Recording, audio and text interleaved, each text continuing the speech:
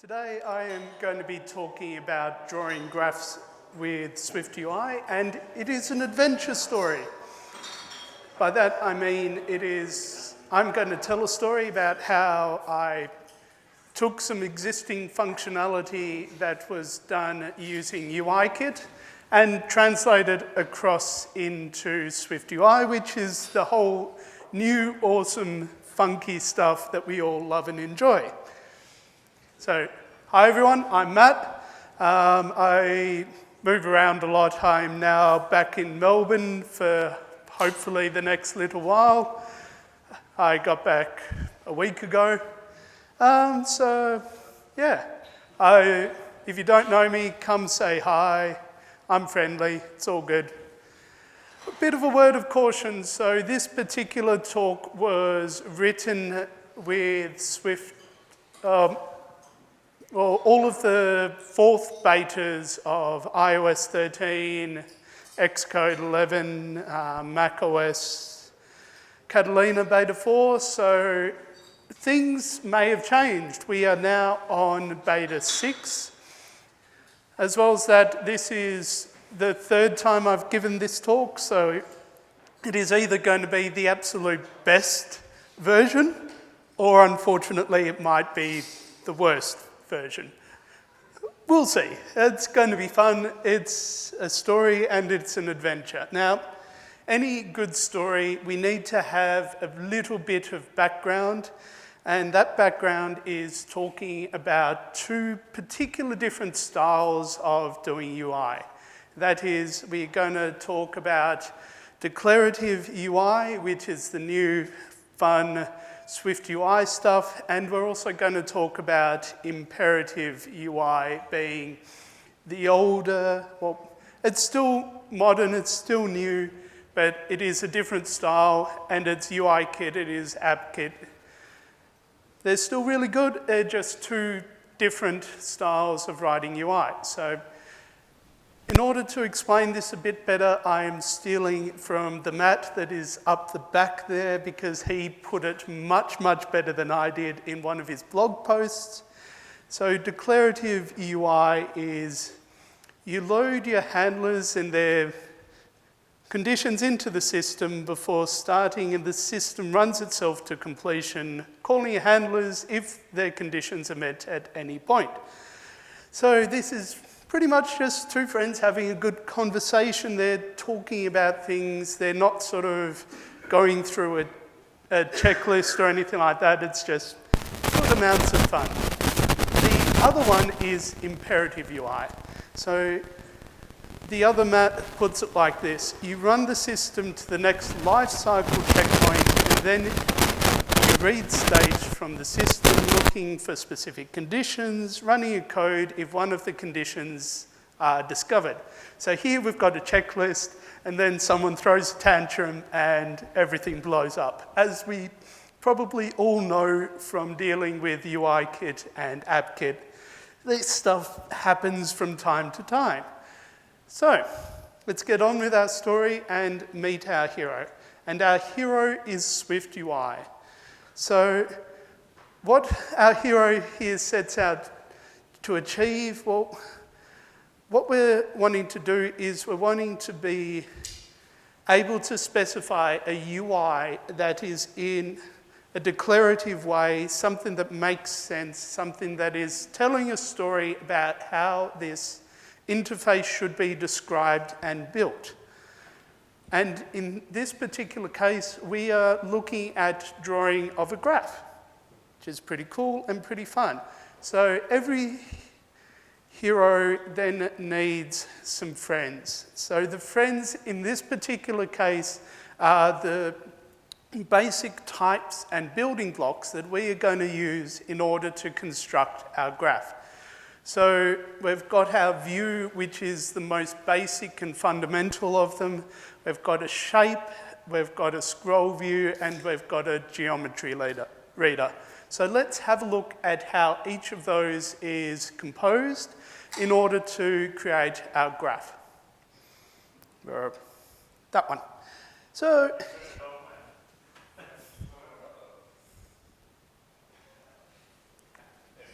Yay! Technology with human interaction never works. Okay, so our view. Here we have an awesome view, and this view just does a very simple thing. It is saying, here is a bit of text. That text is everything is awesome. And we are saying the font of this text is a large title. Now, what we're not doing here is we're not doing things like, what's the frame of this particular text? What's the color or anything like that? We're just saying, hey, UI system, go ahead and render a bit of text onto the screen. Oh, really? As I said, this will be either the best presentation or the worst one. It's because there's a particular magic that you need to do and you always forget. With SwiftUI, we don't have to worry about that as much because SwiftUI is just taking care of it all for us. In SwiftUI, we are able to declare either a vertical scroll view, a horizontal scroll view, or one with both.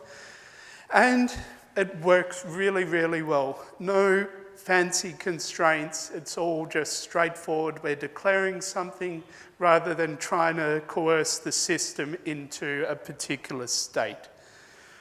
It's awesome. I love it. Geometry reader. So with SwiftUI, the ideal scenario is when you have things sort of propagate out with their size. So you're not going to typically be setting a frame in the majority of circumstances. Sometimes you do. So sometimes, say, if you want to draw a very large thing, in our particular case of a graph, and draw that within a scroll view and other things, we need a little bit of help, and that help comes in the form of a geometry reader. What geometry reader allows us to do is take the sort of outside containing size and get the values from it. So here we are again setting some text, but with that text we are saying take the size of the parent and set the text width to that. All very straightforward. Now, we've seen all of the friends and we know that every hero needs her friends because friends are awesome. So what we have here is the body of the graph. And we're going to just be piecing everything together with a little bit more fleshed out details. So what we've got here is, I'm leaving out some details, but you get the idea that we're just getting some points that relate to your graph values and you're drawing them within a rectangle. You then have the axes which you need to draw, and in this case, again, it is making use of shape, and these shapes are just straight lines. The next one is the labels. So with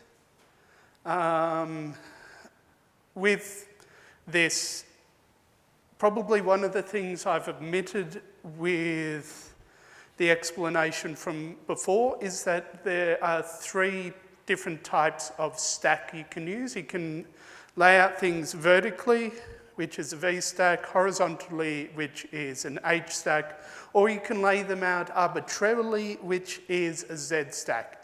Here we are using the Z stack so that we can be a bit more specific of the labels and line them up.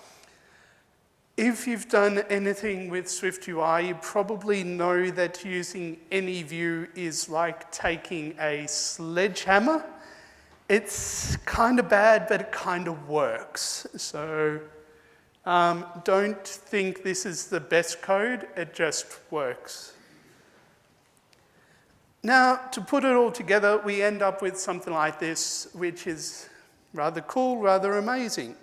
And what we are doing here, my presenter notes have very small font. Hopefully everyone could read it at the back. Yeah, so we're just laying, yeah, that is very small font. I'm sorry. So we have the VStack there, laying things out top to bottom. At the top we've got the title, and then we've got an HStack, which is all of the stuff on the y-axis, being the labels and the lines, and then we've got everything else stretching out past the edge of that image, which is the graph data and the x-axis.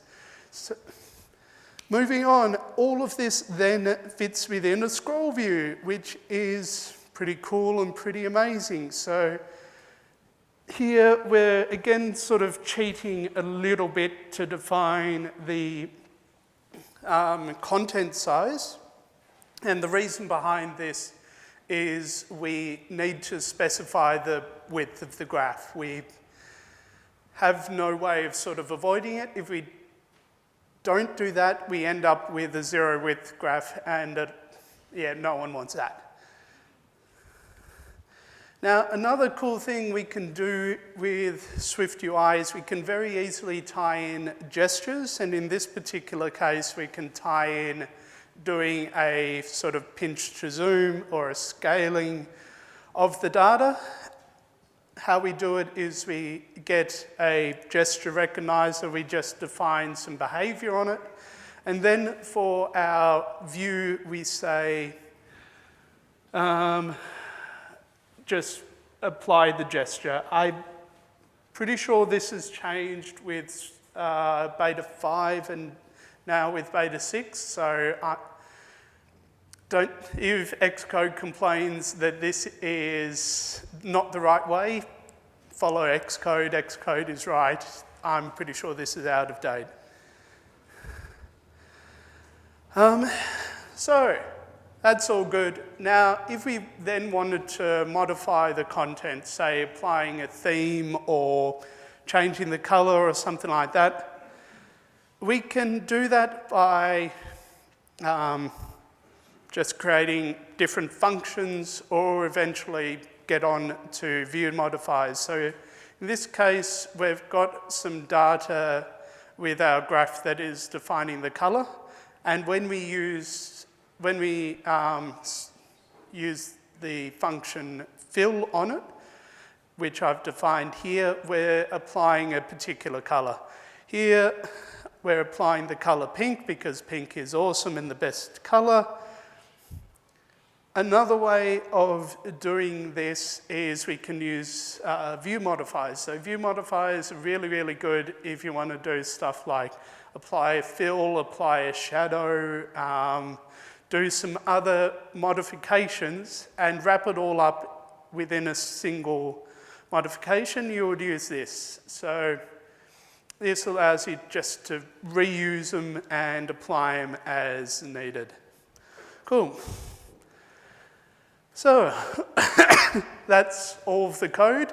What are some challenges that I faced? One of the big ones is SwiftUI at the moment has been changing very rapidly, so you need to be across it.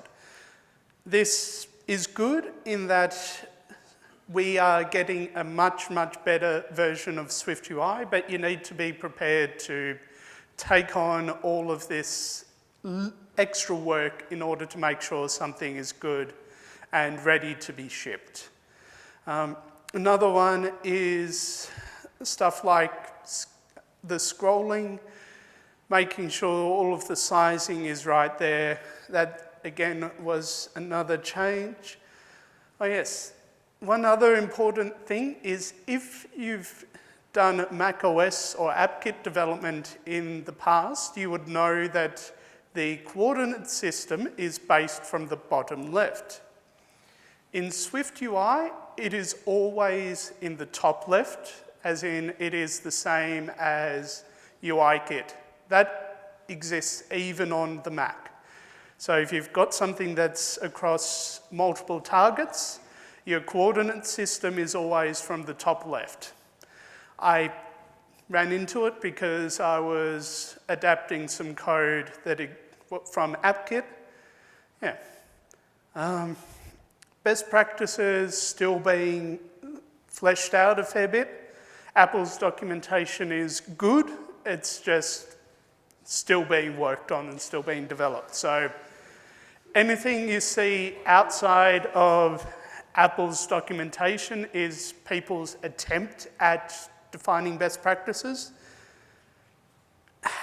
Whichever approach you want to take, just realise that there will be upsides and downsides to it. Cool.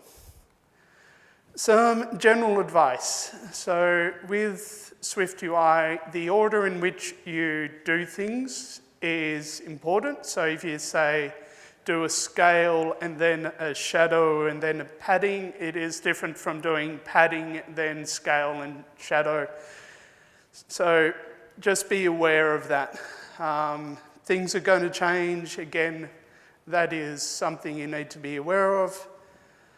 Overall, just tell the story of your UI. It is a very clear, very understandable, very descriptive way of presenting a UI.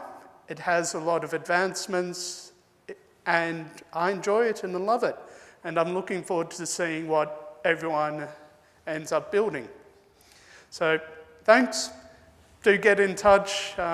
Everywhere on the internet, I'm Matt Delves, and I need work.